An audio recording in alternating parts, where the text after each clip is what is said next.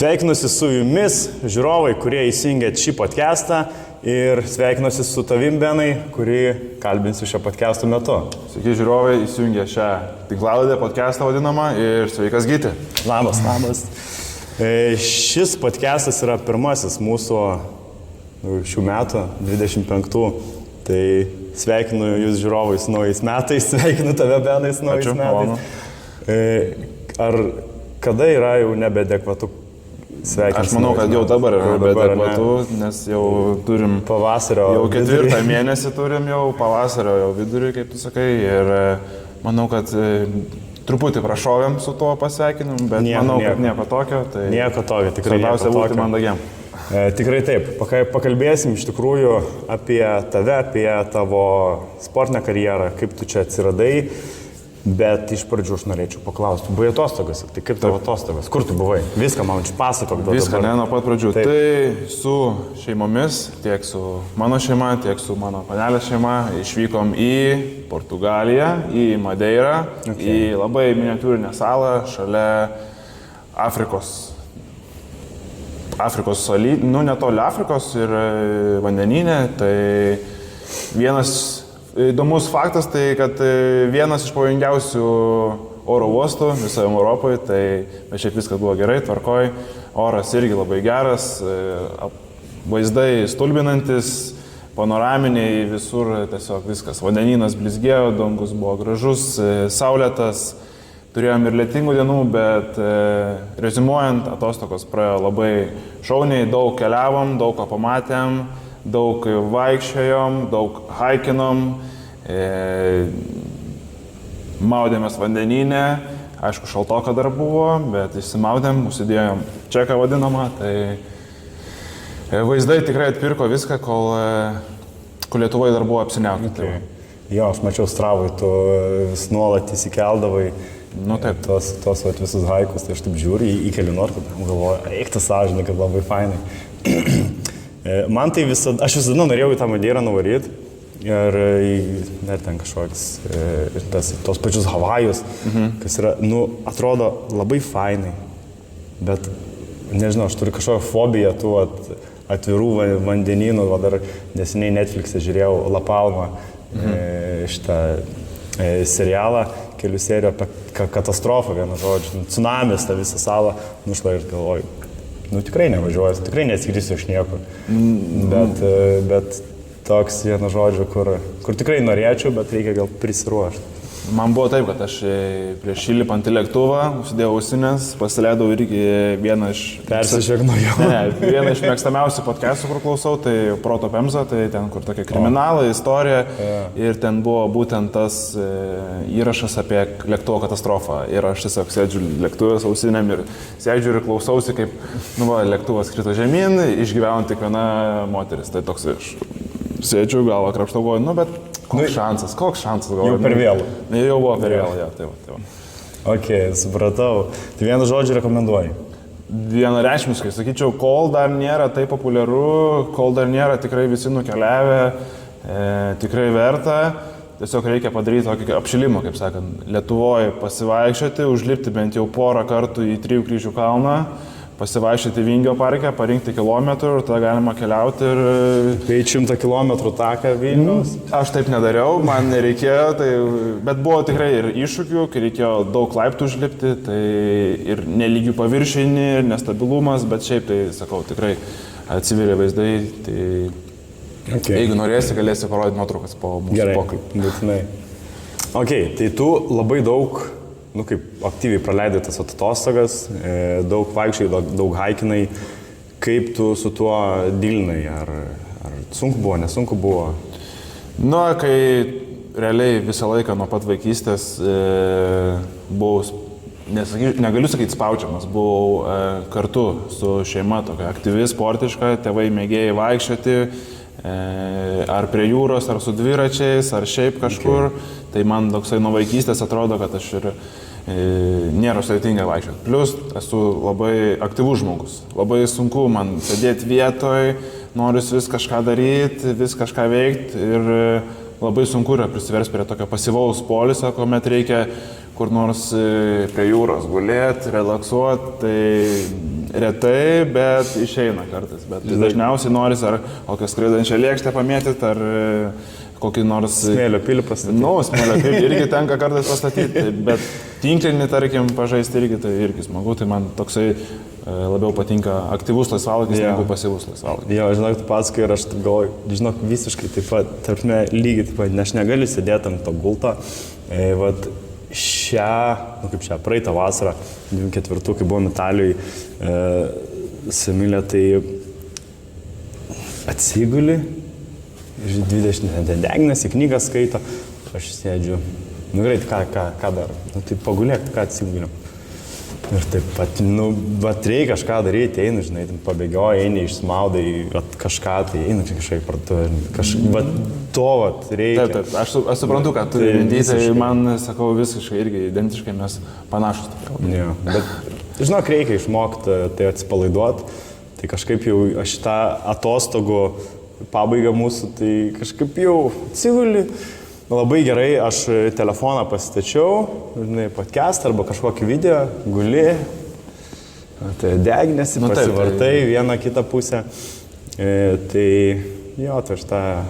Jeigu kažkas, žinai, ar groja, ar kažką tu matai, bet jeigu reikia tokioj zen zonoj tokioj būti, tai sudėtinga. Vienu žodžiu, galėsim kartu atostogauti, mes labai susiderinsim. Galėsim bet ir smėlio pilių statyti ir tinklinį žaisti. Ok, supratau. Tai ir čia aš iš karto noriu pasakyti, kad kolegos, kurie sužinojo, kad filmuosim podcast su tavim, prisimti iš karto klausimų.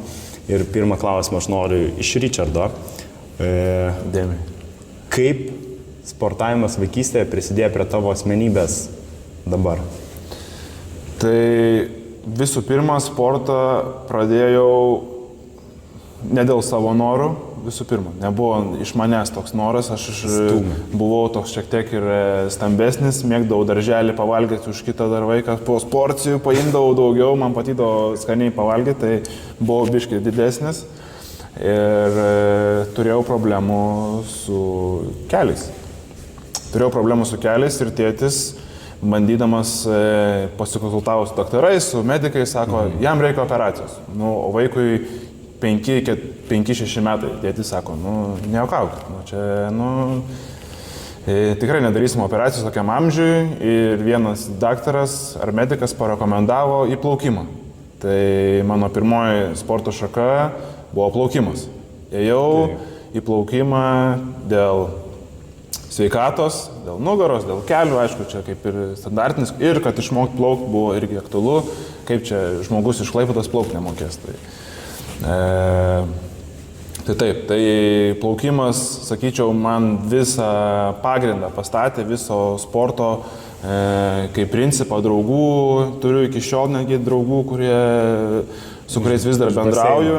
Jo, iš baseino, turiu klasioką, su kuriuo mes pradėjom kartu, aišku, skirtingose grupėse, bet iki dabar bendraujam, tai čia jau nuo pirmos klasės 12, dar universitete jau, tai jau 16 ir dar magistrą būdų toliau tęsim, tai jau 19 metų, 18 metų pažįstam. Tai kartu irgi pradėjom plaukti, kartu plaukiam, tai daug tos disciplinos irgi plaukime gavau. Turėjau labai kietą trenerę, kuri tikriausiai nusiųsiu ją į šitą tinklalaidę paklausyti, tai trenerė Janro linkėjimai. Tai turėjau tikrai kietą ir turbūt pačią kiečiausią trenerę plaukimo, kuri, kai reikėdavo, įspirdavo įspirdavo į užpakalį, kartais pastatydavo į vietą, kai būdavai per šustras, kai bandydavai kažką įrodinėti, tai tave pasimdavo, pastatydavo į vietą ir būdavo toksai griežtas, bet teisingas treneris. Tai tikrai labai dėkingas esu treneriai ir draugams, kurie atėjo kartu. Ir toliau po plaukimo kažkaip pastebėjau, kad rezultatai nebekyla ir taip toksai, žiūriu, toksai jau nuobodoka atrodo, kad jau toksai dėl toksai, žodžiu, gavos, kad jau rezultatai nebekyla, gal kažką reikia toliau bandyti. Ir kažkaip nusprendžiau atsidurti irklavime. Taip, irklavom. Tai atėjau pats savo noru į Klaipėdos irklavimo centrą, Kada čia buvo, kiek tų metų maždaug? Ai, tai dabar tas plaukimą pralankiau 9 metus. Okay. Tai nuo 6 metų, 9, tai buvau jau 15 metų. Netgi gal vyresnis jau 16, tai pradėjau nuo 6, 9 metus atlankiau plaukimą ir atėjau 16-17 atėjau irklavimą. Ir tada irklavime irgi dar vieną dalyką supratau, vieną iš pagrindinių, kad nedirbsi, neturėsi. Supratau, ką reiškia juodas darbas, nes turbūt kaip daugelis žino, kad irkluotojai dirba kaip arkliai, mes taip sakom, nes krūviai dideli, apimtys didelios, kilometražai dideli, tai toksai po pirmų metų pasimatė labai ant veido formų, ant kūno formų, viskas, kad nukrito ties dar riebalai, nuo veido nukrito visokie pagurkliai, nes plaukime neišeidavo susilaikyti nuo bandelių. Būdavo, kad bėda. Taip, buvo bėda, kad buvo bandelės užvaldysios, tai turėjau tą draugą Deividą, tai jis buvo toksai plonas ir pasimedžiugo piketą greitą. Tai jisai nueidavo, pasimdavo bandelių ir suvalgydavo ir nieko, jam nieko nėra. O man visi ploti, biški po biški. Pavostai, žinau, vis kilogramas.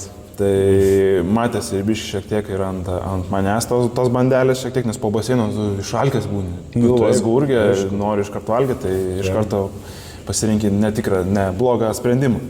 Tai klasika.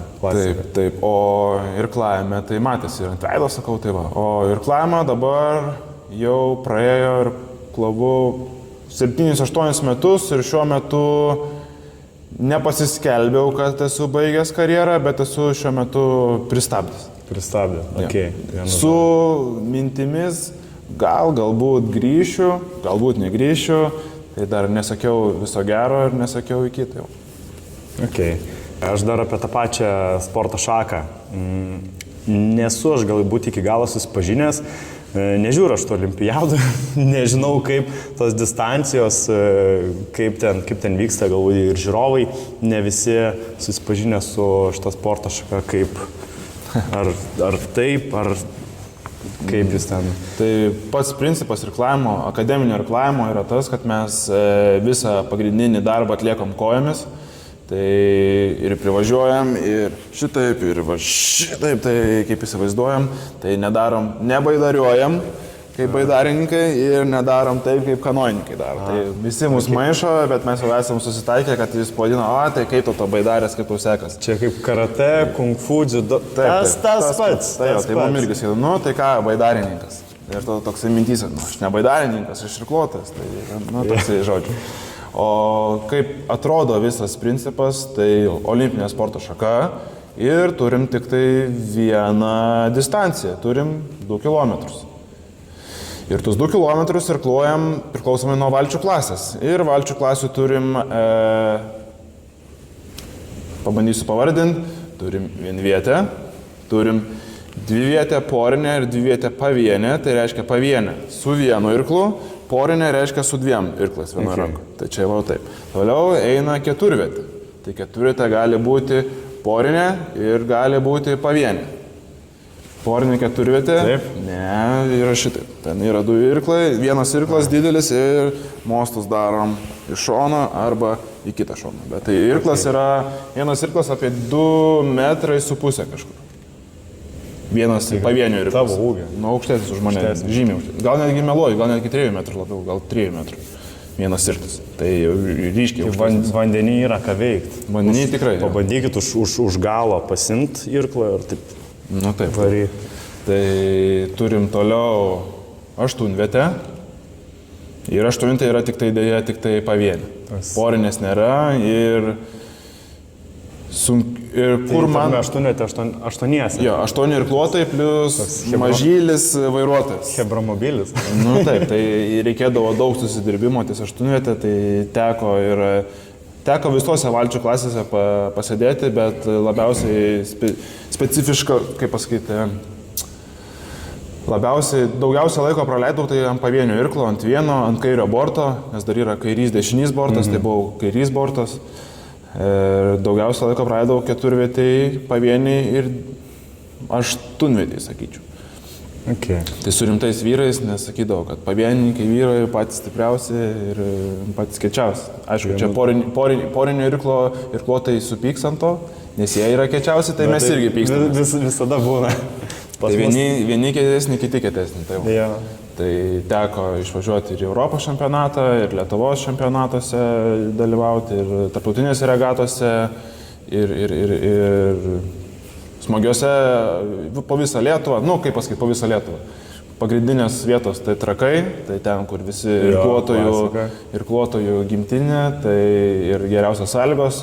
Toliau, aišku, Klaipėdoj, Upiai, tuomet Kupiškiai varžybos, Šiauliuose, ir taip pat yra ir Birštone, taip pat dar yra ir Telšiuose, bet ten neteko irkluoti, tai daug teko aplankyti ir Europos šalių. Tai kaip ir irgi davė daug nuotykių ir istorijų ir visą kitą. Supratau. Aš norėčiau pakalbėti iš tikrųjų apie stovyklą. Mes atsimenu, kalbėjome apie sporto specifiką, kaip tu klausėjai manęs, kokia mūsų yra stovykla, kaip viskas vykdavo. Žinau, ir tu kitiem kolegam pasakojai. Tai papasakok, kaip vykdavo jūsų stovyklos, tarp to paties ir klavimo, nes atėjai 16 metų, čia yra, karate pasaulyje čia yra jau taip, vėlai. Pakankamai vėlai, jo, taip pradiniam, kaip pradinės mokyklos amžiuje, kai ateina į karate, tai būna taip, pats tas. Tai, kaip pasakyti, ir klaime šiek tiek irgi vėlavau, nes šiaip pradeda irkluoti nuo 12-13 metų irgi, bet yra tikrai ir olimpinių čempionų vokietis. Tai jis irgi pradėjo po plaukimo atėjo ir atėjo vėlai. Dar atėjo gal 19-20 metų, nenoriu meluoti, dabar nesu užtikrintas, tai kažkur dar vėliau už mane ir sėkmingai turėjo pamatus po plaukimo ir sėkmingai tapo tai čia tas pats olimpinių ir pasaulio čempionų ne vieną kartą, Europos čempionų pasaulio. Tai va. O apie stovyklas, tai teko pabuvoti 2 stovyklos barikadose, tai vienoje buvau plaukimo stovykloje, tai apie plaukimą daug nepapasakosiu, vykdavo plateliuose, kiek atsimenu, jacht klube. Tai prie pat ežero, kadangi su kita trenerė sportuodavom, tai mūsų trenerė sudėliodavo grafiką, atimdavo telefonus, kas šiuo metu turbūt didžiausia problema vaikam. Tai šiuo metu didesnė problema negu anksčiau. Nebuvo kažkas. Taip, tai be telefonų visą savaitę, tik vakarais paskambint mamą ir tai kartais net nebenori skambinti, nes turi pilną reikalų. Tai stovykla būdavo sustiguota, 8, gal negi 7:30 keltis, atrodo vasara, bet būdavo prieš mokyklą, tai kad sakydavo trenerė, kad įsivažiuosim į mokslus. Prieš mokyklą būtų, rugpjūčio gale. Rugpjūčio gale, tai būdavo, kad mes jau pasportuojam ir jau vos ne kitą savaitgalį jau reikia, kitą savaitę reikia jau eiti į mokyklą. Tai čia dar sunkiau. Tai po visos vasaros, kai 10, 11, 12 atsikeli. Taip, tai va, būdavo toksai, tai rytinis bėgimas aplink Platelių miestelį, ten apie 5 km gaudosi, kiekvieną 4 bėgdavo ten. Būdavo, kaip pasakyti, būdavo didžiųjų ratas ir mažųjų ratas. Tai treneriai bėgdavo su mažaisiais, o didieji bėgdavo su didžiaisiais ir kas norėdavo, tai bėgdavom didesnį ratą. Tai tekdavo ir mažasis, ir didesnis, tai toksai pagal dieną. O po to prasibėgus, mankšta ir vienareikšmiškai visi į vandenį. Vanduo temperatūra 15 laipsnių ryte, nors atrodo vasara. Tai pabundi iš karto toksai cold plunge'as vadinamas, tai pabundi, eini susitvarkyti kambarį ir eini pusryčius. Bet vienintelės taisyklė, kokią aš iki dabar atsimenu, už kurią labai gavau daug dažnai šuolių, kada valgyti. Būdavo dėtas laikrodis ir būdavo parašyta tvarkaraštis kada, bet jeigu ateini treneris paklausti, kada valgyt, arba ką veiksim, kai yra viskas parašyta aiškiai, tai gaudavo iš šuoliukų arba atsispaudimų, tai būdavo griežtai viskas. Čia kaip pas mus, kada baigsis treniruotė? Nu tai pas mus būdavo su kada valgysim, nes ką mes darydavom, tai yra ir teka, ir man, ir treneriai yra prigavus, turbūt atsimena ir pati trenerė, tai kad bėgdami krosą turėdavom pinigėlių kišenėse. dėdavom, dar litai buvo, tai dėdavom 2 litus į vieną į kitą kišenę, o saldainių neleidžia per stovyklą valgyti. Jokių čipsų, jokių saldainių, jokių riešutų, jokių nieko. Bėgi parduotuvė, nes didį ratą bėgi, parduotuvė jau atsidarius būna. Perki saldainių į vieną kišenę, į kitą kišenę, darai ir bedarant mankštą, bešokinėjant, iškrito tiek saldainiai, tiek riešutų kažkoks pakelis, tai teko irgi dar pašaliuoti ir dar visko pats prisidirbau. Bet tai buvau ne vienas, tai buvom... Ne taip blogai. Buvom keliese, tai tikrai nebuvo taip ir blogai, bet buvo juokinga, tai tikrai geri prisiminimai. O apie irklavimo, tai pirmoji stovykla vyko irgi taip pat Trakuose, bet gyvenom, atsimenu, kultūrnami, kaip mes vadinam, kultūros centre. Ten, kur infocentras būna miestelio, tai didžioji salė, aktų salė, kiekvienas atsiveža savo čiužinius, arba pripučiamus, arba aš būdavau išskirtinis liktas jo. Visi pasimdavo pripučiamus čiužinius, kur reikėdavo prisipūsti ir jie per naktį įsileidžia, o aš buvau pasiėmęs ančiužinį. Nuo savo lovos turėjau Klaipėdoje tokią istoriją. Ančiužinį galvoju, ką aš čia priputinėsiu, tai mėgodavau ant žemės kietai. Oligarchas. Turėdavau, nedidelį, bet ką atsimenu, tai kad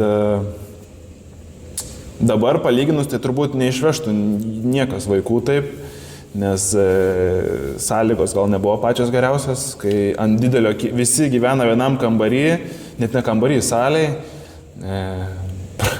Jie nekinga, prisiminus, prausdavomės ežere arba bazėje, bet iki bazės būdavo, kad reikia ateiti, tai būdavo dar 2,5 km reikia ateiti iki to kultūrnamio. Niekas nenori dirbti tiek, kad nusipraustum. Tai reikėdavo arba nusipraust ir tada turi lėtai pareiti, kad nesuprakaituot, arba tu greitai pareini ir tada su visai šauni maudynių į ežerą ir muilodavomės visi ir drabužius plaudavome, žodžiu, toksai pamestinukų, tokių vaikų stovyklą, tai tekdavo ir pirktis ir maistą iš tos pusfabrikačių.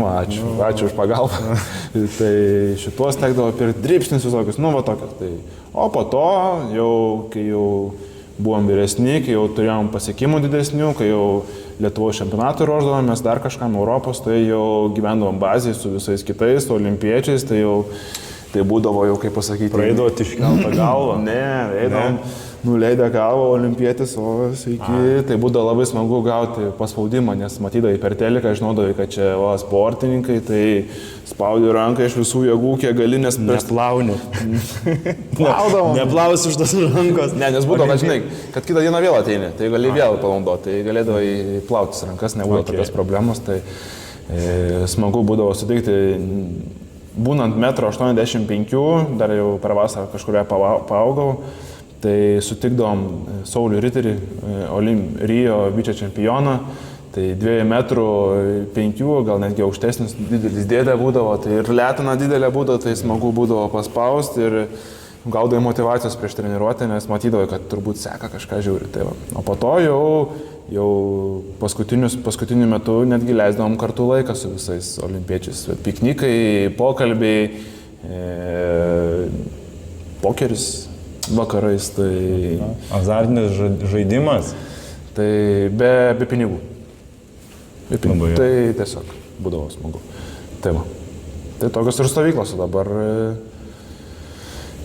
Tikriausiai bus atostogų iššūkis Budoros. Teks dalyvauti, tai pažiūrėsim, po to reikės perklausti. Bus dabar karatė stovykla. Karatė stovykla ir pažiūrėsim, ar blogiau, ar lengviau, ar smagiau, ar skaniau, ar griežčiau ir visa kita. Tai va.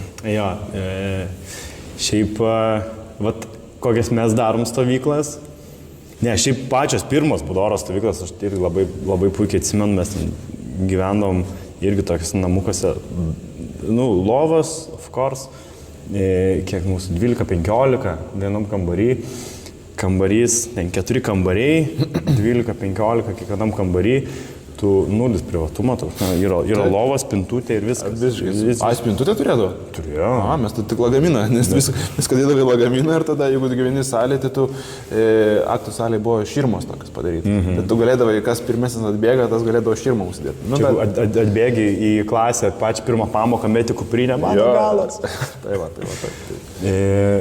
Jo, ir būdavo nevedinami kambariai. Tarme, matai kažkur pelėsi, šiandien dabar nežinau, gal nuskalpos mane už tokias paslaptis atskleisit, kažkur pelėsis. Galimai, sakyk, visas galimai. Galimai buvo pelėsis. Galimai pelėsis. Man buvo kiek, 9 metai, aš gal nežinau, kaip pelėsis atrodo. Gal, kaip pasakyti, įtakojo tas pelėsis kažkam, bet gal ne. Kam? Nežinau. Tada buvo užkalti langai, tarpmė neatsidarė, užklijuoti. Tai aš atsimenu, būdavo visada lietus, beveik kiekvieną dieną lyja. Mes ateinam, 40-50 žmonių vienam namukė ir nėra kur pasidžiauti. Tu pasidžiauni ant lovos krašto, nes visur buvo tas, nežinau, priengis, gonkas didelis. Holas. Nu, va, ten pasidžiauni ir visi pasidžiauna ir nėra kur praeitų pro tas kimono. Tai tokie takeliai būdavo padaryti, o visur kitur visa laisva vieta, užmesta, jo, kimanėm. Bet ir tai neišdžiūdavo, nes užmeti šlapę ant grindų. Niekur nekvepuoja, niekas. Ne, visiškai. Ir mes vis daug uždarom duris, kad neprilytų į vidų. Ir tada toksai gaunasi šiltnamio efektas, tokia jūs ten šiek tiek Tai mes iššūtę buvo. Kaip kambučia kokiais ten būdavo. Tai visiškai, va, jo. Tai todėl ir sakau, kad galimai pelėsis iš to ir aš gaudavau, nu, kodėl nepasidžiauni kimono? Tai kad nėra kur padžiauni, po to šniūrą mes ištėsiam. Iš pradžių nešniūro nebuvo, diržus suriždavom. Aš norėjau klausti, gal diržus suriždavom? Būda, diržus, jo. Suriždavom, permetam ir naktį užlyja. Ir ryte užsidedi tą šlapę kimoną, išgrėži, uždedi šlapę kimoną. Bet tai švarus už to? Jeigu užplauni? Nebūdavo švarus, visas juodas buvo. Mes ten, Nu, tekdavo turbūt ir pasivartyti kažkur. Tekdavo ir išmesti kimono, kad, nes nebesiplaudavo. Tai kiek pats kimono esi pakeitęs šiaip? Įdomumo dėlį? Net nežinau, iš tikrųjų neskaičiavau. Skaičiavęs? Neskaičiavau. 5 bus tikrai. Ai, tik 5? Aš galvoju daugiau, bent jau 10. Ne? Čia patvarus dalykas toks. Ne, vaikystėje augęs, taip. Jo.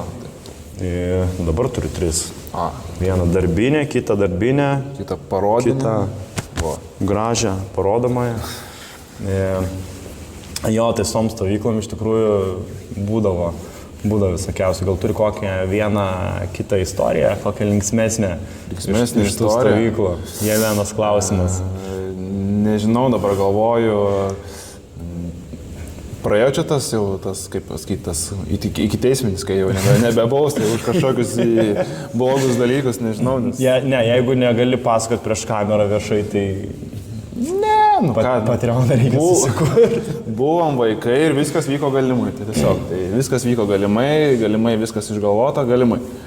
Tai teko ir, kaip pasakyti, ir padurnavot tom pačiam ir kultūrnami esam ir kol kiti prausėsi, esam išnešę kitų vaikų, savo draugų, kitų vaikų čiužinius ant ežero su visais daiktais ir jie turėdavo plaukti, pasimti savo daiktų. Tiesiog tam čiužinys pripūstas oro ir mes jį paleidžiam ir jisai plaukia. Ir tada jisai žiūri, maudas ir žiūri, kad jo visi drebučiai, jo čiužinys yra vidury ežero. Tai va toksai tekdavo ir... Mano čiužinys buvo nepripučiamas, tai man nenukentėjo. Tiesiog įmetė į ežerą. Tai man neteko šito smagumo pajausti, tai po to tekdavo esam ir atpirkę, nes labai sušlapo, nes pribėgo vandens į vidų ir tada, tai mes sakom, čia žiūrėk, pas tai vandens lova. Taip, tai po to dar, kai čia buvo prasidėjęs bumas paspirtukų, tokių neelektrinių, bet dar, kur reikėdavo naudoti koją. Skuteriai. Bet ten buvo dideliais ratas, tai mes ten kažkuria vasarą visi susipirkę, ten kokie 12 vaikų su paspirtukais, mes ten kultūrnami čiaužinėjom, ten visur, tai esam išlaužę ir duris, esam išlaužę ir pakeliamų lubų, ir išėjimo. Okay. Tai va, tai toks jų nesąmonė. Tai galimai atpirkot? Šitų, ne, bandėm sutvarkyti su litinė juosta, viską tvarkydavom su litinė juosta, tai pavykdavo, bet esam ir su kiaušiniais apmėtė vieną kitą iš draugų, užpuolė, kaip sakant, nes nevertinom tuo metu, kad duoda pinigėlių kažkas, ten atrodo, ai, kai kvailystę padarysi, kiaušiniais apmėtai, po to eini, valai, viską. Yeah. Gaudavom, ir velnių gaudom už tai, bet ir padurniodam ir visą kitą. Tai... Nu jo, prisimta atsakomybė yra... Taip, tai ir naktiniai, kaip pasakyti, naktiniai pabėgimai, kuomet treneriai jau miega, patyliukais maudytis, ar ten pas kokių nors ten, žinai, kitų panelių ten varo visą hebrą, tai nevarysi, negulėsi, sakys tau, kad bailys ten dar kažką, tai varai kartu su visais, prisidirbi dar kažką. Esam, galimai esam katerį pasiskolinę, pasiplaukiojimą, tai tyliai išsiplukdinom iš stovėjimo vietos ir plaukiam su kateriu naktį pasiplaukio ten, o ten nei šviesų nieko, tamsos mėnulio šviesoje. Tai va, tai tokių... Romantiškai per didelių kiekių žmonių ant to. Kas smagiausia, ką aš atsimenu, bet čia nežinau, čia nelegalu būdavo, kaip pasakyti, ten būdavo toks laivas, nežinau, ar jis dabar yra nenuskendęs, lygtais nenuskendęs, vis dar kursuoja Trakų Galvės ežere, būdavo galima užlipti per šoną, per tvorą, per langą laivo iki viršaus. Okay. Ir mes nuo laivo šokinėdom į vandenį. Esam prisišokinėję iki policijos, nes iškvietė tiesiog kažkas matė, kad vaikai šokinėja nuo laivo.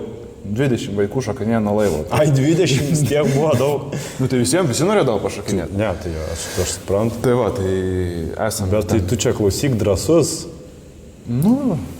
Aš tai čia būčiau, aš sėdėčiau, norėčiau prie Hebros, bet sėdėčiau pridėjęs į kelnę. Ne, Hebra. Ne, tai yra buvę tokių, kad ten jau ekstremalių, tai biškai galvodavai, tai tokių pasvarsydavai, bet negali. Su sveiku protu. Taip, darydavai. Tai norėdavai irgi kažką palakstyti dar kažką. Tai tokių istorijų, o kitas istorijas, palikim kolegom išgirsti. Palikim Patreonui. Jeigu norės išgirsti, jeigu ateina į susirinkimus ir galės papasakoti, mielai, kaip sekėsi. Čia, žinok, reikia padaryti taip, jeigu šitas podcastas taps, tu turės daugiausiai laikų ir daugiausiai peržiūrų, tai padarysim antrą dalį tik su tom... Tik istorijom. Tik su tom. Jo. Gerai, pasiruošim ir istoriją, jeigu ką. Be problemų. Perinant nuo linksmų istorijų prie rimtesnių, apie tavo karate karjerą noriu paklausti ir klausė kolega Edvinas Gaidulis, klausė, kaip tu atsiradai, kaip tu nusprendai būti treneriu ir kaip atsiradai Budorai? Tai pats kaip trenerio kelias atsirado taip, kad po 12 klasių galvojau, kur reikia stoti. Galvojau, gal į kineziterapiją, gal į karo akademiją, gal kažkodėl turėjau mintį, niekada negalvojau, kur noriu stoti. 12 klasės sugalvojau, kad gal norėčiau būti koks nors renginių vedėjas, dar kažką tokį... Aš tą puikiai įsivaizduočiau kaip renginių vedėjas. Renginių vedėjas kažkodėl norėjau, man patikdavo labai Simpsonai. Tai ir įgarsintas Džiugas Siaurusaitis, kuris jo, kiek žinau, sūnus lanko irgi pas mus klube. Tai kažkodėl norėjau, gal norėčiau būti kaip Džiugas Siaurusaitis, įgarsinti filmukus, čia svajonė, čia kažkas tokio, bet gavau pasiūlymą iš Vytauto Didžiojo universiteto už sportinius pasiekimus, aukštesnį balą šiek tiek, papildomą balą stojant ir stojau į fizinį ir sveikatos ugdymą Vytauto Didžiojo universitete. Tai sėkmingai pabaigiau, esu diplomuotas bakalaurė, pedagogas, galiu dirbti tiek mokykloje, tiek su vaikais, tiek su viskuo. Pilnas paketas, kaip sakant. Apmokintas, praktika praeita 3 metų iš eilės, tiek mokykloje, 3 metus ir su 12-okais teko pakalbėti, irgi buvo ir nedrąsių momentų, kai reikėdavo. Ir taip pat besimokant tuos visus 4 metus, antram kurse pamačiau Facebook'e reklamą. Antram kurse. Kokią reklamą pamatei? Kad buvo kviečiami treneriai į Budorą vaikų darželių treniruotėm, ar ten karate treniruotėm ir aš ten skaitau, galvoju, blemba, nu, gal faina būtų čia Vilniuje, čia galvoju, aš čia Vilniuje mokus, čia visą kitą galvoju, reičiau suderinti pagal profesiją, bet taigi aš karate nemoku. Karate. Ir aš galvoju, nu blemba, nesąmonė, čia tokia, nu kas mane ten priims, visiškai be jokios, nu žalia, visiškai nesupranta, nei kaip kovoti, nei kas tas karate, nei užuodęs nesu, nei tas kas kimono, nei to prakito iš to viso sporto. Tai ir numečiau ten tą. Ir atsimenu, kad vadovė dalyko siūlė, nes jinai yra karatistė. Aušra Lisinskienė. Kiek žinau, jinai turi juodą diržą, bet dėl danų kiekio nežinau, nenoriu meluoti, tai turbūt pasakysiu, kad juodą diržą turi. Tai gal nesupyks. Svarbiausia, juodas diržas. Jeigu išgirs, tai gal nesupyks, tai irgi linkėjimai tiek dėstytojai, tiek vadoviai, malonu. Ir jinai siūlė ir kažkaip aš galvoju, ir numau ranką ir mane kažkaip, nu taip. Ir besibaigiant jau 4 kursui jau įpusėjus, jau greitai realiai metai bus, vėl pamačiau Facebook'e reklamą, kad... Dar nesuradom. Kad nesurad, galbūt... Vienai laukiant tavęs. Kad nesuradus ir vis dar ieško trenerių, aš galvoju, nu gerai. Ir po to paskaičiau, turbūt pirmą kartą buvau nesiskaitęs pilnai, kad nebūtina trenerių, nebūtina karate pažinoti ir viską apmokins klubo treneriai ir bendruomenė visą. Ir aš galvoju, nu gerai. Kodėlgi ne? Tai žinutė buvo išsiusta Richardui su CV, su istorija, kad čia ketvirtas kursas, jau čia rimtas vyras ir sportininkas, susidegęs, motyvuotas ir jau teko į pokalbį. Tai pakalbėjom su Richardu, kaip supratau iš Richardu, kad aš patikau iš karto, jis įsidavė, kad aš jam atitikau jo visus reikalavimus ir man buvo smagu girdėti, kad patenkinau lūkesčius iš pradžių ir taip ir atsiradau Budorai, sakyčiau. Taip, tokia ta istorija, tokia įdomesnė gal. Ne iš karatisto pusės, o iš Facebook'o reklamų pusės, kaip iš buvusio sportininko, kitų sporto šakų nieko bendro neturint. Atsiradau Budorai, būdamas tarp vienų geriausių karatistų. O, labai malonu, labai malonu. Nu tai va, tu čia atsiradai. Reikėjo išmokti karate. Iš pradžių nebuvo tokio kaip prašymo iš vadovo Richardo ir iš kitų. Buvo apmokytas tiek pono Gyčio, tiek kitų trenerių, Aušros, Mariaus ir Juliaus ir visų kitų trenerių. Ir Emilijos teko, tai ir pas Edviną Gaidulį teko stebėti. Tai iš pradžių nereikėjo, tik stebėjimas, dalyvavimas, asistavimas, tai iš pradžių tai baisu buvo. Nemeluoju. Teko pirmą iš visą treniruotę stebėti pas Elvyrą. Tai atėjau ir ten žiūriu 3-mečiai, 5-mečiai, galvoju, tai dabar čia jau, kam aš čia pasirašiau, gal čia atsišau, gal čia nebereikia, čia gal man nepavyks, aš susijaudinęs visas. Buvau valandą, tik valandą pabuvau, grįžau namo, draugė skambinu, sakau, žinok, ne. Man ragas bus, aš sakau, nesusitvarkysiu, aš žiūriu, kad jie laksto, ten, šneka, glykau, jie lipa viens ant kito, ten dar kažkas, sakau, aš nesusitvarkysiu. Jinai man sako, susitvarkysi, viskas bus gerai, nebijok, ryškis tam. Tai galvoju, kas blogiausia galim, tik pabandysiu, nepatiks, atsisveikinsim. Liūdna, bet galbūt atsisveikinsim, bet aš vis dar čia. Taip. Ir sėkmingai jau pavyko išsilaikyti ir netgi oranžinį diržą. Taip. Kartu su mažaisiais sportininkais. Kartu su jais, tai jiem irgi buvo keista, man irgi buvo keista dalyvauti, bet jie kaip irgi davė motivacijos, jiem aš irgi davau tikriausiai daug motivacijos, kadangi mato, kad jie ne vieni, kad ir dideli žmonės, nes yra nuotrauka labai viena gera nufotkinta klubo, kur aš stoviu salėje ir visi tokie ir vienas toks bokštas stovi, visas toks prieki, visas daro visokius egzaminą. Tai ir tėvų palaikymas jautėsi, kad kad va bando ir siekia kažko daugiau, norisi iš savęs ir visa kita.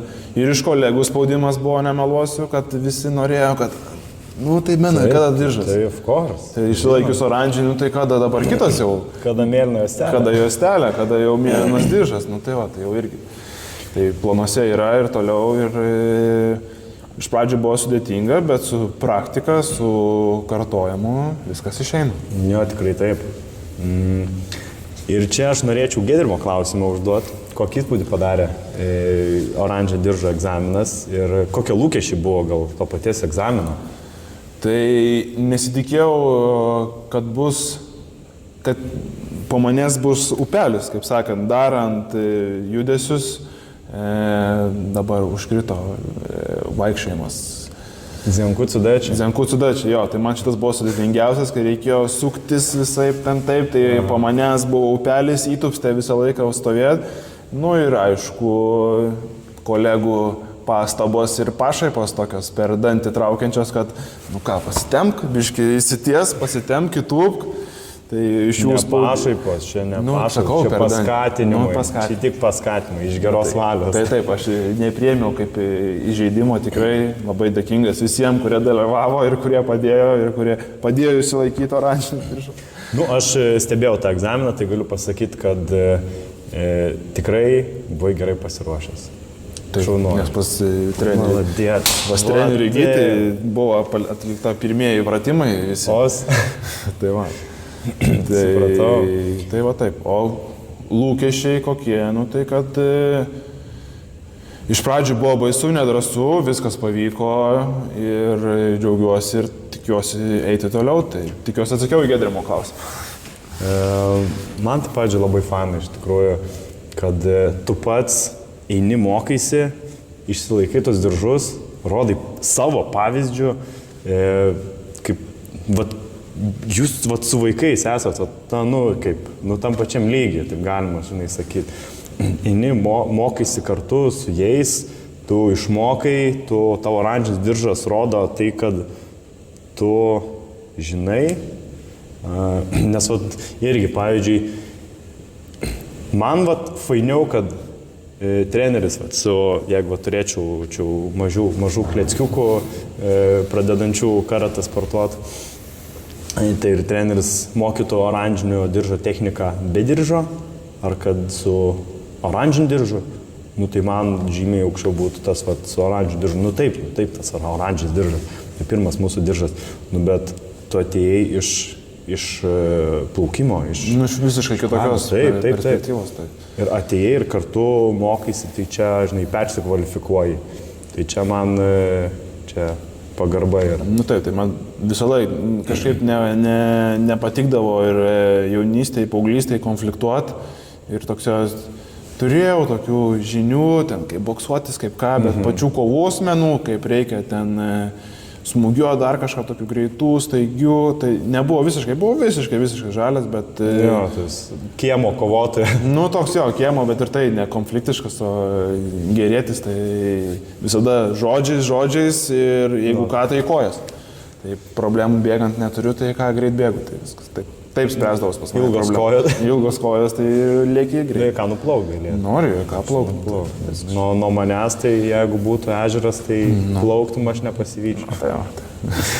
Ok, dabar apie tos pačius mažiausius iš tikrųjų pakalbėti norėčiau. Ir galbūt daugiausia klausimų iš kolegų yra. Tai tas pats, kokie didžiausi iššūkiai, su kuriais tu susiduri, būtent su tais pačiais mažiausiais vesdamas treniruotės? Dabar, kadangi turiu, kaip pasakyti, daugiausiai tų mažųjų mūsų sportininkų jaunųjų, tai kaip aš ir esu tas ponas pamatas, kuris turi pasėti, kad viskas augtų toliau ir nuo manęs daug kas priklauso, kad ateitų toliau ir kad jie turėtų meilę tam. Tai man čia tikrai nemenka kažkokia užduotis. Lūkesčiai. Jo, taip, lūkesčiai aukšti, spaudimas iš kolegų toks, kad pavaryk, viskas tau pavyks, tai irgi smagu už tai, kad yra palaikymas labai stiprus. Kaip pasakyti, norėjau šitus žodžius pavartoti, kad kaip viena šeima, tai kad visi viena kitą palaiko, padeda, patarimų negaili, net ir po darbo valandų, kas nėra gerai, kad tiesiog visi kaip savi, kaip sakyti. Taip. Tai sudėtingiausia iš pradžių tai buvo sukontroliuoti visus, bet laikui bėgant, tu su jais bandai susitapatinti, bandai suprasti, ko jie nori, kaip jie nori, kodėl jie nori ir tada uždavinėjai klausimus, ką tu norėtum būdamas jų vietoje. Tai bandau aš tarsi susitapatinti su jais, nusileisti iki jų lygio, būti su jais draugu. Aišku, ne per dideliu, kad neužliptų ant galvos, bet būna, kad ir užlipa, bet tai nieko tokio, tai viskam reikia. Aukštai lipti. Nu, aukštai lipti. Tai jeigu kažkas neklauso, tai esu užsikėlęs porą ant pečių, tai iš karto visi ožiai dingo, visi raganėjimai dingo, tai... Galimai. Galimai buvo išsikėlęs. Taip, galimai buvo išsikėlęs. Tai va, draugiškai, aišku, viskas draugiškai pas mus, tai va. Ir taip, galbūt galėtum dar kartą priminti tą klausimą. Priminti klausimą? Jo, dar kartą priminti, ar nenušokau labai iš šono. Nenušokai.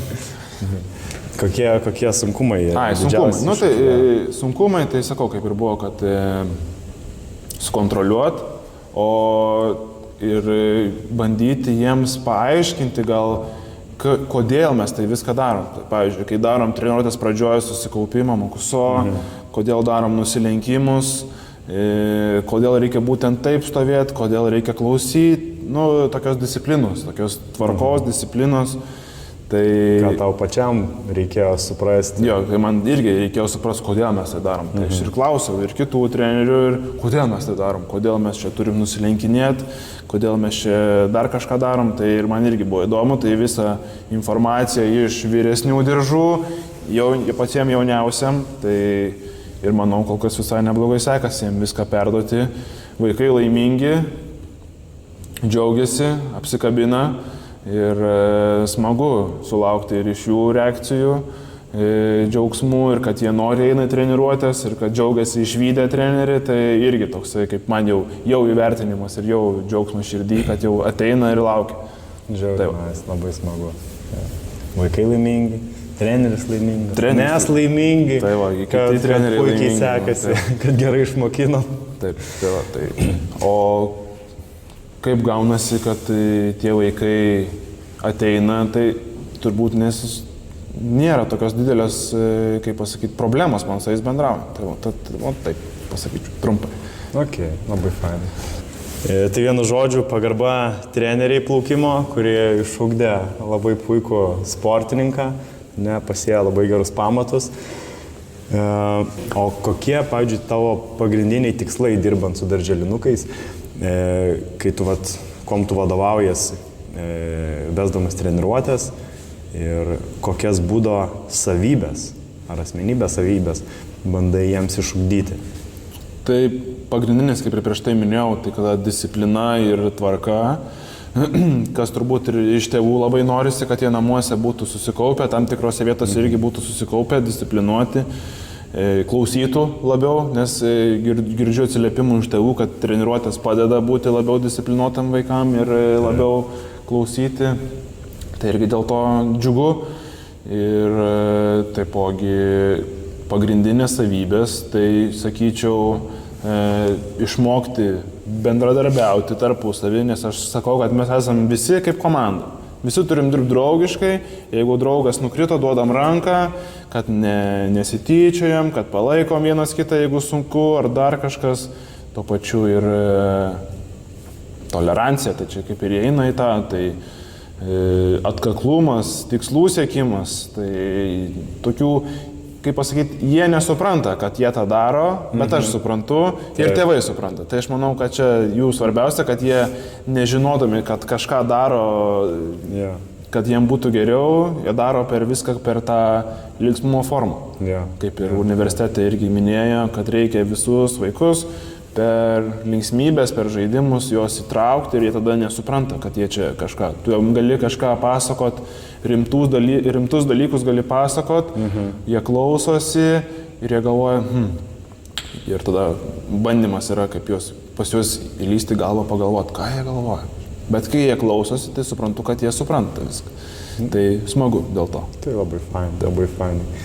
O nebūna taip, kad ateina į karatę ir tada iš karto jau, nu tai čia mušeikas. Arba ten, kad pradeda, aš jau karatę lankau, sportuoju ir ten pradeda muštis. Tai kaip su tuo dirbti? Nuo pat pradžių iš karto, kai ir stebėjau tas visas treniruotės, kai asistavau treniruotėse, tai pirmas dalykas, kurį pamiršau tikriausiai paminėti, vienas iš svarbiausių, kad mes nesimušam tarpusavį ir ką išmokstam per karatė treniruotės, nesinešam ant kitų, nenaudojam ant kitų.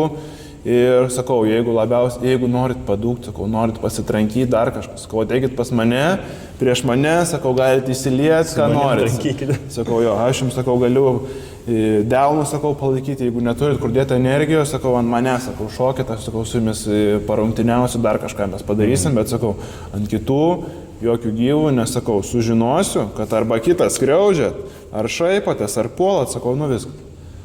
Nebus iš karto ant tėvam, o sakau, mes kalbėsimės rimtai, tai yra tekę ir pasikalbėti jau su vyresniais 6-7 metų, tai teko ir su jais pasikalbėti tiek apie patyčias kalbėjomės, tiek apie kažkokį nors ten demonstravimą savo išmoktų žinių, kad mes nedarom. Tai buvo paskirta treniruočių tam, kad ir po to jau klausiau jau ir auklėtojų, sakau, ar pasikeitė kažkas po pokalbio. Tai dėkoju ir auklėtojus, kad viskas tvarkoja, susitvarko, nes net neteko tėvam, net kaip, labai retas atvejis, kada reikia jau tėvam skambinti ir sakyti, kad, žiūrėkit, čia kažkas ne taip, bet tai užtenka su jais kažkaip susėsti, paaiškinti viską, kodėl, kaip ir tada jau kaip pasakyti tėvam. Tai čia kaip pirmus metus dirbantis visai nemažai patyrei.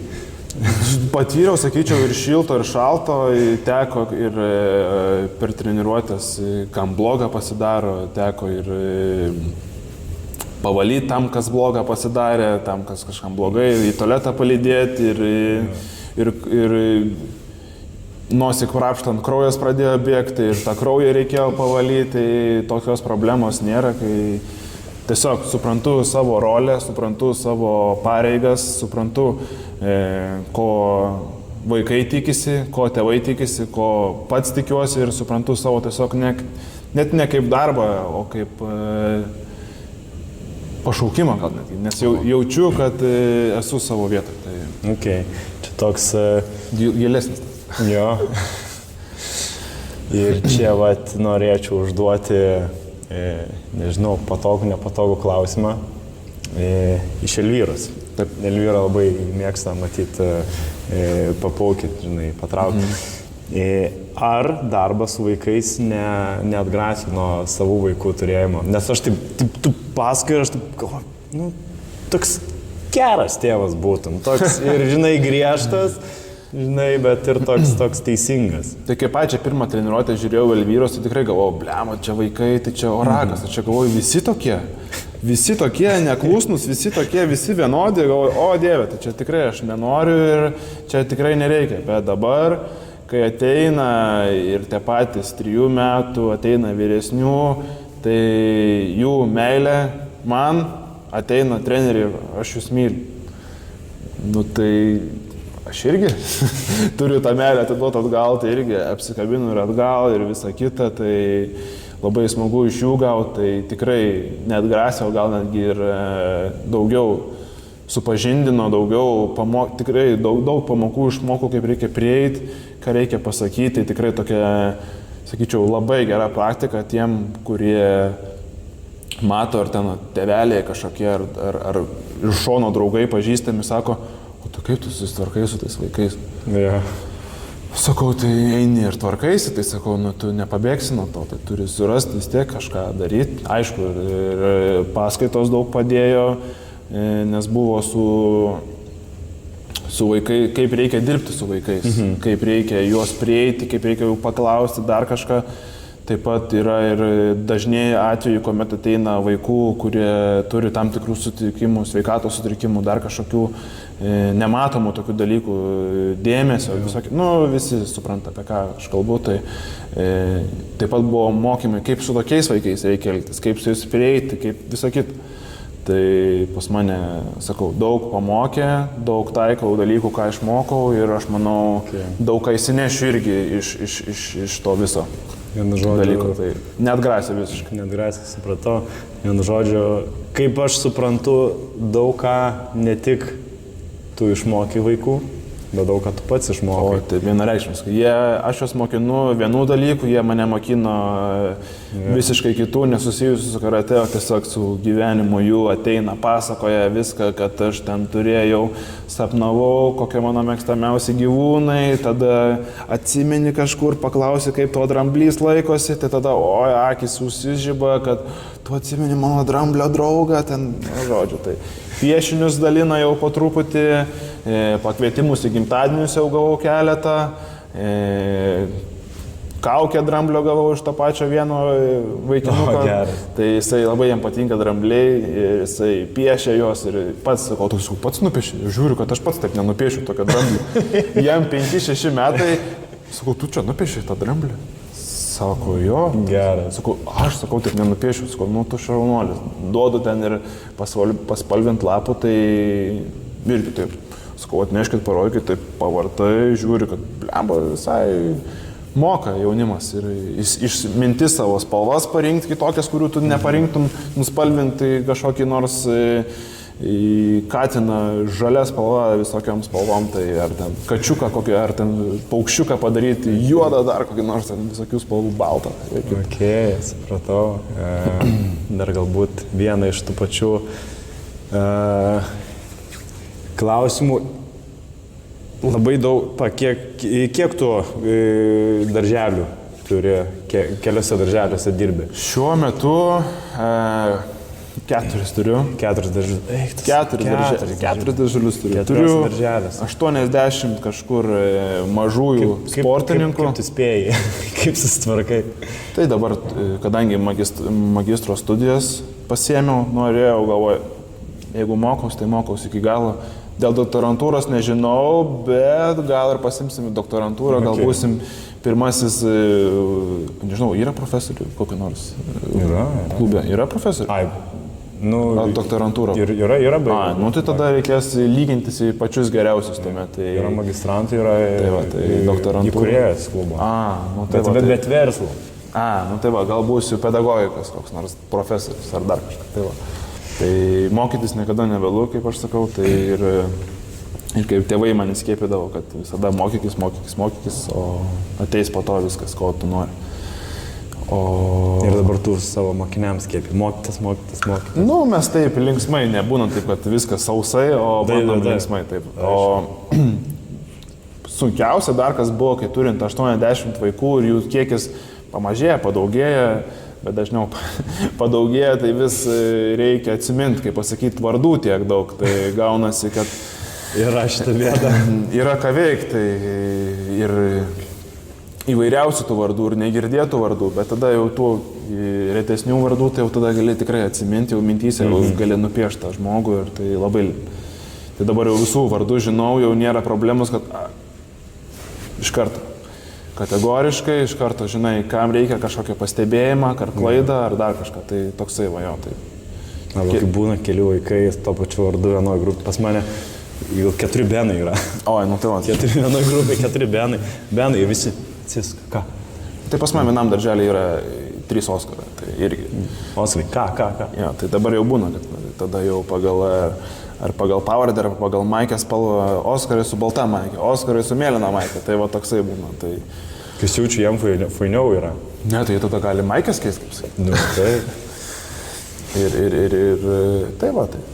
4 darželiai, kaip spėju, tai kad magistro studijos rytais iki pietų ir tada po pietų aš jau turiu savo darželius, tai man viskas labai patogiai, labai viskas laiku ir šauniai viskas jau. Tai vienu žodžiu, karate klube Budora, sporto klube Budora galima Ir Viską dirbti, suderint. ir mokytis, ir viską suspėti. Viską suderinti, tik tai noro reikia turėti, Okay. kad viską suderinti. Man labai įdomu ir Simonai labai įdomu klausė klausimą, tiksliau gal prašymo. Papasakoti vieną ar kitą istoriją su darželinukais, kuri, gal nežinau, juokingesnė ar keistesnė, kuri buvo nutikus, kuri galbūt su mokyklinukais nenutiktų. Kurie tokie kurioziški, tokie, kur vyresnis vaikas Jo. jau nepadarytų. Tai, tai čia tokia linksmesnė, neįdomesnė. Tai čia dabar reikia truputėlį pamastyti. Nieko iškirpsim, jeigu kažką. Nu tai taip, bet tai čia dabar norisi ant... Nu kas buvo čia, ne? Nu pats šviežiausias, tai atėjo jaunas labai sportininkas, vienas iš jauniausių pas mane, atėjo ir toksai traukdamas nosį, ašaros jau matosi kaupėsi. Treneri, sakau, kas yra? Aš tą lapelį, kur jūs davėt, parsinešiau į spintelę, bet spintelė jo nebėra. Ir ašaros prasidėjo, kad nebėra lapelio, sakau, viskas gerai, nusiramink. Sakau, paskambinsiu, sakau, perduosiu informaciją to tėvams, sakau, viskas bus gerai, sakau, viskas sužinosi, bet jeigu tu nerasi jų numerio. Tai tokia iš jų toksai, kad labai pergyvena kai kurie, kad nesuvaišto informacija, tai irgi smagu iš tos pusės. Taip pat, kas tokia, yra viena mergaitė, turbūt, jeigu aš vardais neminėsiu, bet kai pradėsiu pasakoti, turbūt, jeigu tėveliai kažkokie žiūrės, supras, kad čia jų, apie jų dukrą kalbu, tai viena tokia labai protinga mergaitė, būdama 6-5 metų, tai jinai tokius, man netgi tokius klausimus užduoda, tokius, kurių net iš pažįstamų nesulaukčiau. Okay. Aš kai buvau išvykęs atostogų, tai mane pavadavo kitas treneris ir tuomet ateinu vėl grįžau po atostogų, su balionais grįžau, su fanfarom, kaip sakant, kad čia lauktuvė, čia visa kita jum, tai visi džiaugiasi. Aišku, kai kurie nesidžiaugia balionais, nes, balionas. Ne visus nustebinsi su balionais šiais laikais, tai va. Tai viena mergaitė atėjo ir sako, tai aš tai žinok, ir jai 5 metai. Ir ne va taip, aš tai žinok, tai nejau, kai tas nebuvo, nes aš tai, pavyzdžiui, to trenerio tai nepažįstu. Aš toks galvoju. Tai sakau, o kas tau nepatiko, sakau, tai žinai, aš noriu eiti pas tave, o ne pas kažkokį kitą trenerį. Man patinka pas tave treniruotis, tai va. Bet aš sakau, tai tave, žinok, labai ilgai nebuvo, sakau, tu ir sirgai, tai sakau, kas tau čia buvo, sakau, kur tu čia pradingdavai, gal to atostogų buvai išvykus. Tai treneri logiška. Taigi logiška. Aš sergu, manęs nėra. Taigi logiška. Žinoma. Bet tai va toksai buvo pokalbis, tai... Bet tai brandžiai. Labai. Aš buvau nustebęs, aš toksai sėdžiu, galvoju, aš nesu 5 metų vaikų kalbu, aš kalbu su vyresniu, su paaugliu toksai. Tai tokiais ir žodžiais, tokiais atrodo, teisininkė, tai advokatė, ir jeigu ne prezidentė, tai tikrai užaugs. Tai toksai, o kas iš linksmesnių tokių, blemba, kaip čia dabar? Gal tu galėtum kokią nors istoriją papasakot, kol tu papasakos, aš pabandysiu savo prisiminti kokią istoriją, kad... Eik savo, aš visai... Nesitikėjai, aišku. Ne, aš nesitikėjau šitą pavą. Tai dabar... Istorija. Pas mane buvo vaikai Baltukų progimnazijai, kai su pirmokais dirbau, jie užmatė, kad vyresni vaikai eina į sporto salę, į kačelkę. Mes irgi norim varyti sporto salę, ten pakilnuot svorių, ten jau visi labai išsiprašė. Nu gerai. Treneris geras, treneris leidžia? Of course, aišku, varom.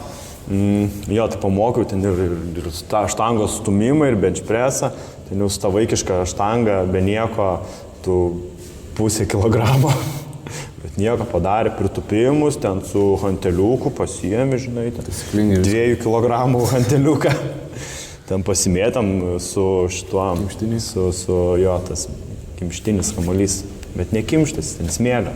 Tai smėlinis kamuolys. Smėlinis kamuolys. Vėl grįžtame prie smėlio. Tai va, tai, nežinau, tokių, bet labai tokie jau mes. Jau sportininkai. Jo, ir sakė, kad mes šiandien buvom ten kačelgiai. Nu tai pasigydė. Karate treniruotėjai. Nu gerai, o liuksės. Nu, kas aš dabar pas mane, be tavo bepasakant, atėjo į galvą, tai nebent vaikų įdomiausi tokie, net neįdomiausi tokie, kur nesugalvočiau žaidimai tokie. Jų ateina vaikas kažkur ar matęs, ar su draugai žaidęs grupiai, ateina, sako, mes norim, aš noriu žaisti lėkščių mėtymą. Sakau, mes lėkščių turim, sakau, nei ką, tai kaip mes žaisim tą lėkščių mėtymą dabar.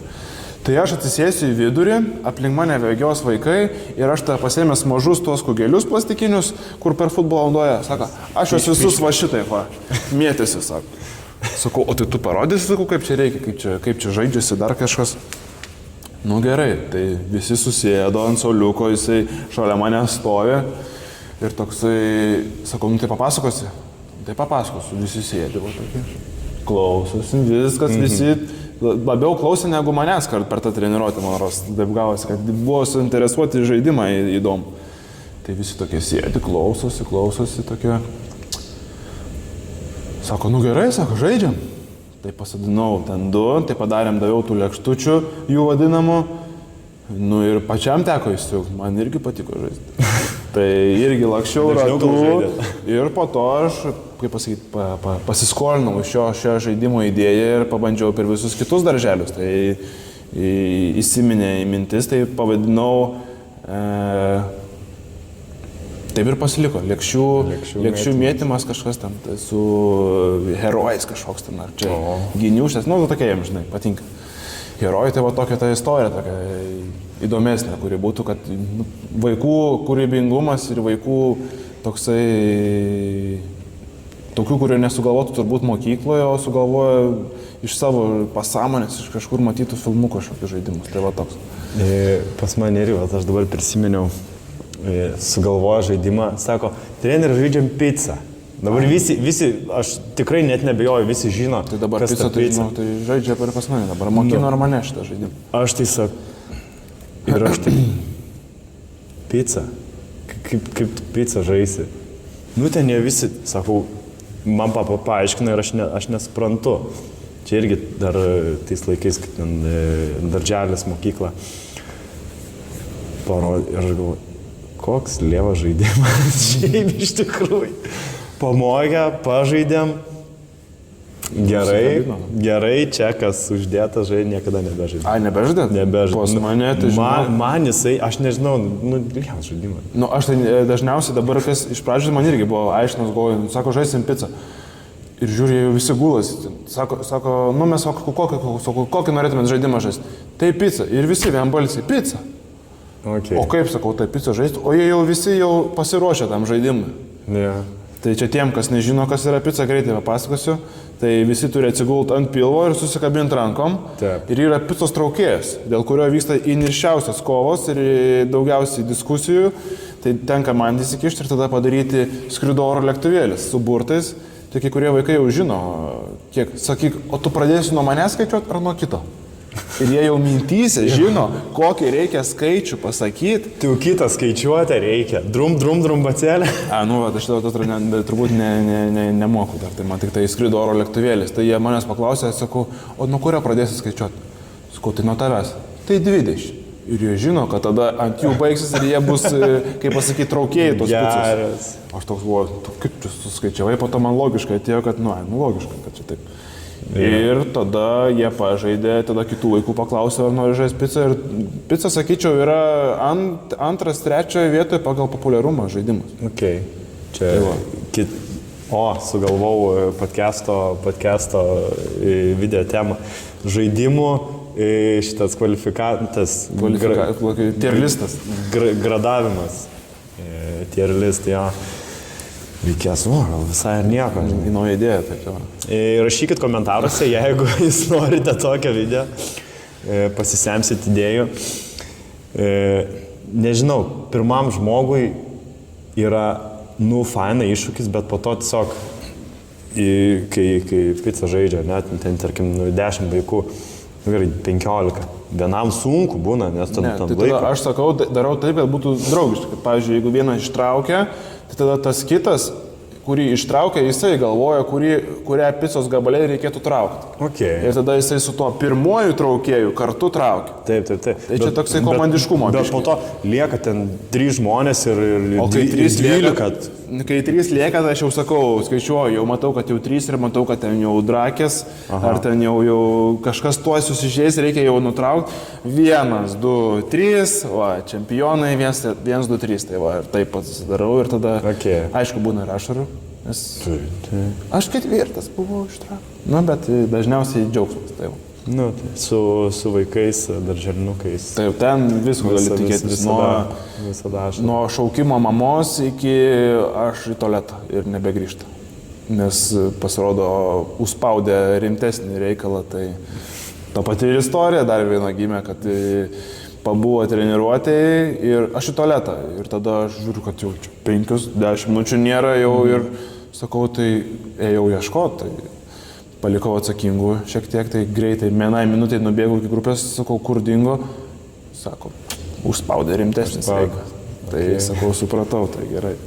Tai va tokia irgi mini istorija. Ne, okei. Gerai, dabar prieisime prie, galbūt, nežinau, kažkam įdomesnės dalies. Intriguok. Ne apie mažesnius vaikus, apie didesnių vyrų karate. Pamatėm tave koviniai treniruotėj. Ir yra Juliaus klausimas, ar planuoji dažniau lankyti?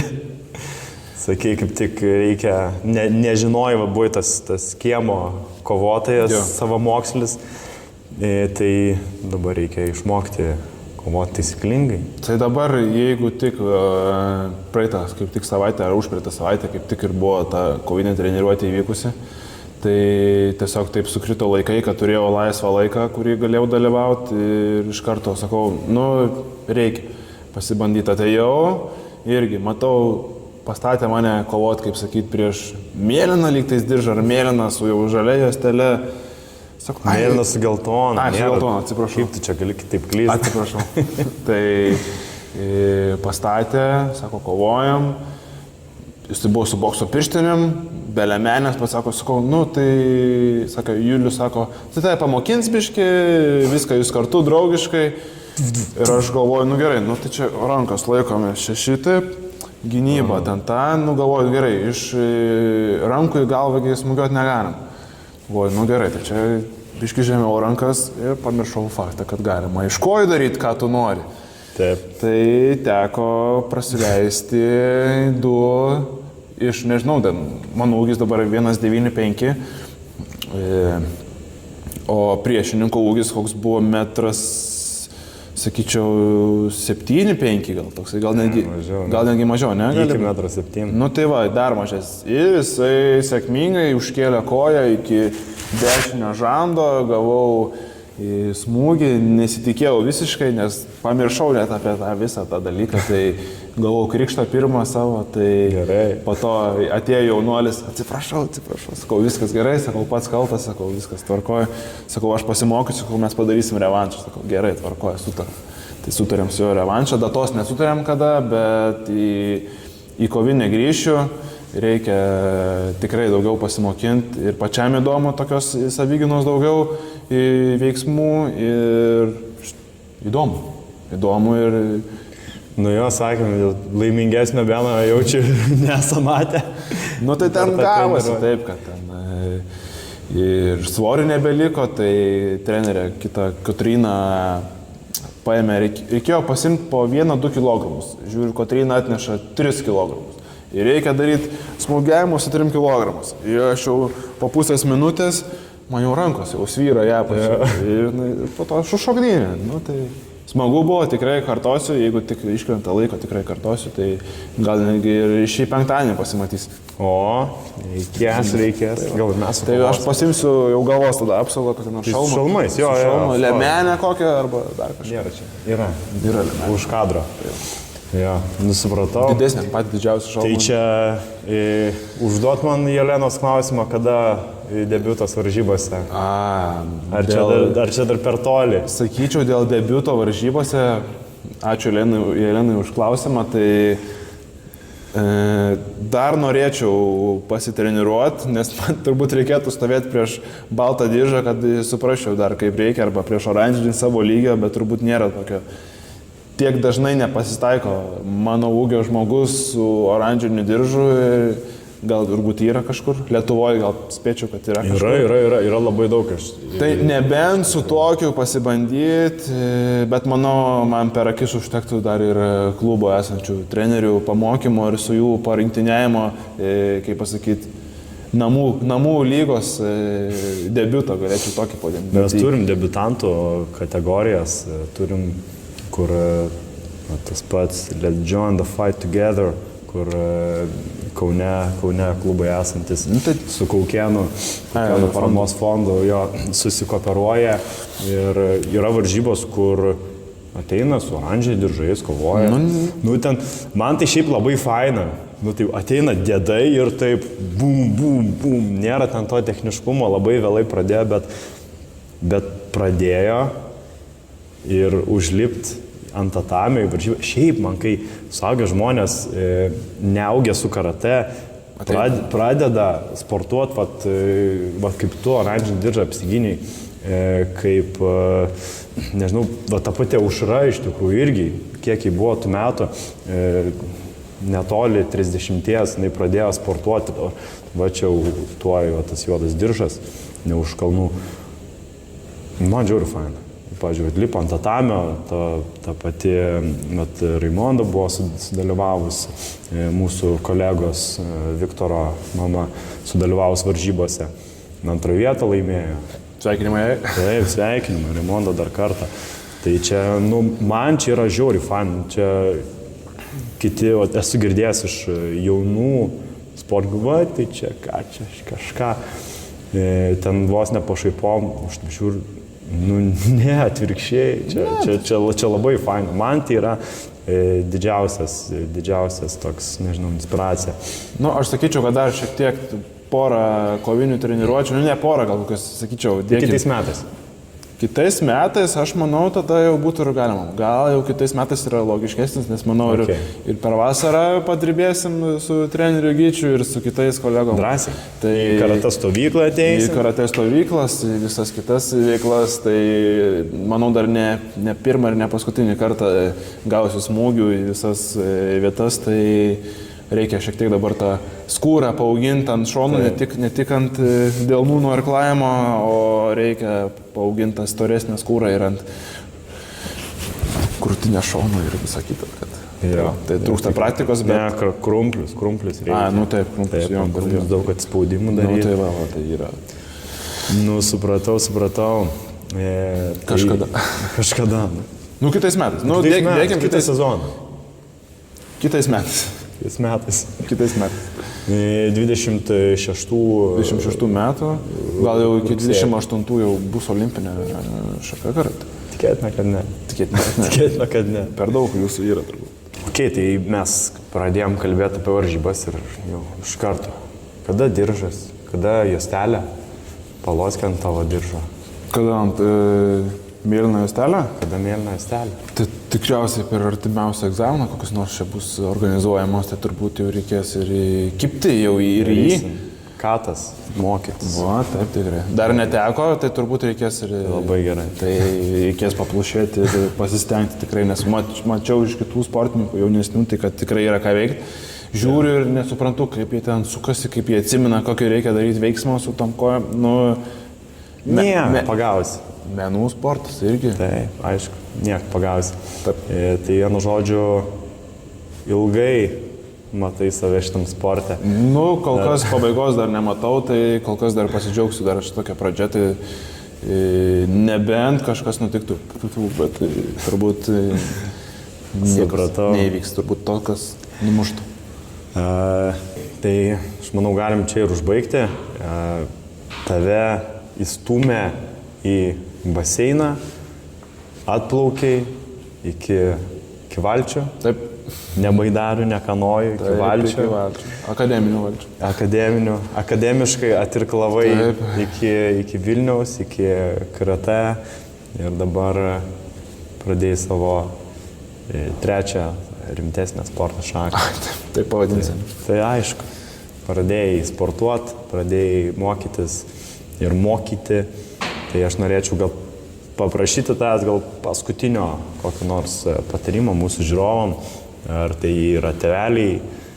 Tikėtina, kad tėveliai, norėdami susipažinti su treneriu, kuris moko vaikus, vaikai valandos laiko galbūt neišlaikys dėmesio, bet net ką galėtum patarti mūsų žiūrovams?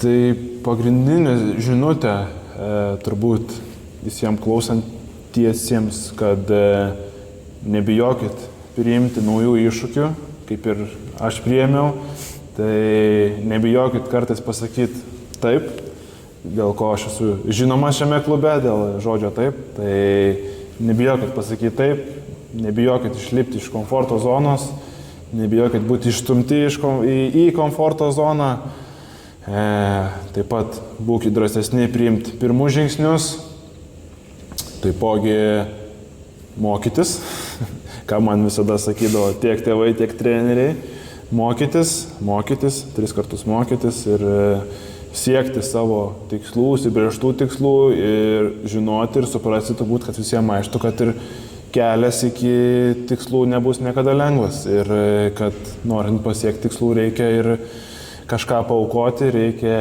ir tam laiko, pastangų, prakaito ir viskas yra įmanoma pasiekti, galima uždirbti ir tų pačių pinigų, galima ir pasiekti norimų sportinių rezultatų, galima nusipirkti ir norimą automobilį, tik reikia dirbti ir nesustoti. Tai va. Ačiū tau, Benai. Ačiū už pokalbį ir ačiū visiems žiūrėjusiems šį mūsų pokalbį.